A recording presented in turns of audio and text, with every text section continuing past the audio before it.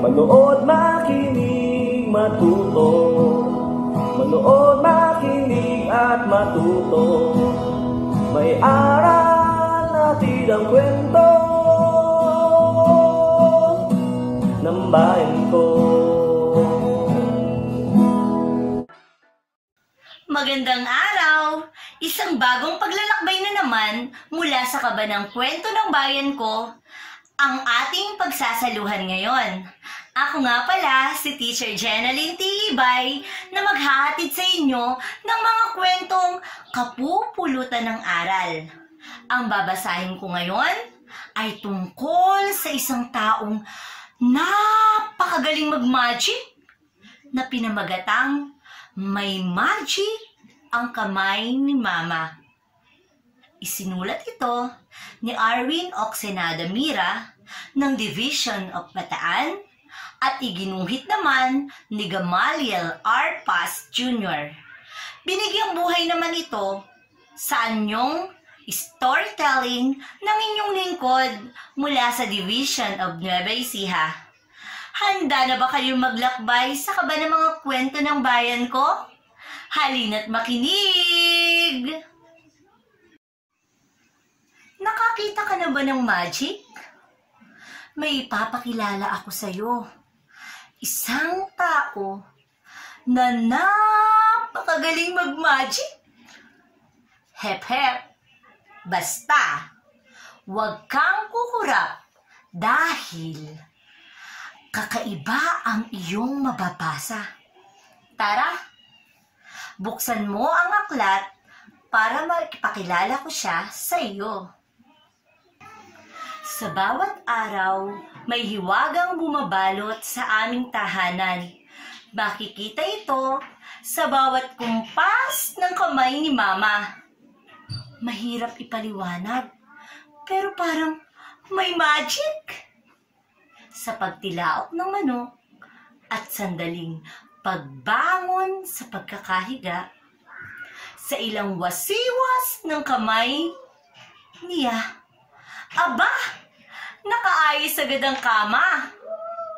Sa umagang malamig, paliligo ay pilit.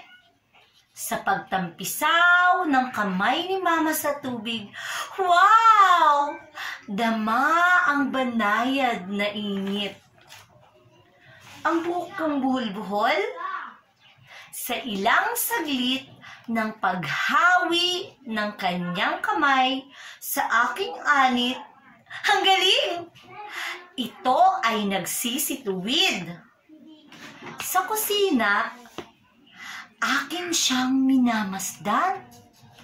Bawat kumpas ng kamay niya ay may katakam-takam na malalasahan. Hay! Nakakagutom mabangan ang kainan. Ang pinakagusto ko ay ang magic na yakap ni Mama bago pumasok sa eskwela.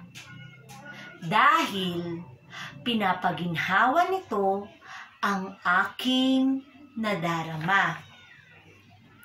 Pag-uwi naman mula sa paaralan, si Mama wala talagang kapaguran. Ang kamay niya ay parang nagmamagic na naman. Minamasahe ang pagod na likod ni Papa. Bawat haplos ng kamay niya, napapawi ang dinaramdam ng aming padre de pamilya. Sa bawat araw at gabi na lumilipas, walang kasawaan ang kamay niya sa pagkumpas na parang nagmamagic. Sa bawat araw at gabi na lumilipas, walang kasawaan ang kamay niya sa pagkumpas na parang nagmamagic. Minsan, tanong ko sa aking sarili, hindi ba napapagod ang kamay ni Mama? May pagkakataong mapapansin na pagod na si Mama at parang wala nang magic ang kamay niya. Para sa amin, magmamagic muli siya. Isang gabi, nakita ko,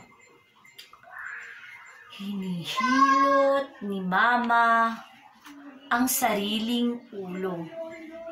Pero teka, parang walang bisa ang magic na kamay niya. Kaya naman, dali-dali akong umisip ng paraan. Pero kaya ko kayang higitan ang magic na kamay ni Mama? Aha! Alam ko na. Ikinuha ko ng tubig at gamot si Mama para sa sakit na kanyang nadarama. Sa pagkakataong ito, gusto ko na ang mga kamay ko naman ang magpagaling kay Mama sa sakit na kanyang nararamdaman. Hinaplos-haplos ko ang ulo ni Mama. Nakita ko sa mukha niya ang ginhawa kasi alam niya na ako ay nag-aalala. Bigla ako niyakap ng mahigpit ni Mama at sa sandaling iyon, napawi ang aking pag-aalala. Hanggang sa aking pagtulog, ay aking nasabi, may magic talaga ang kamay ni Mama. Maraming salamat!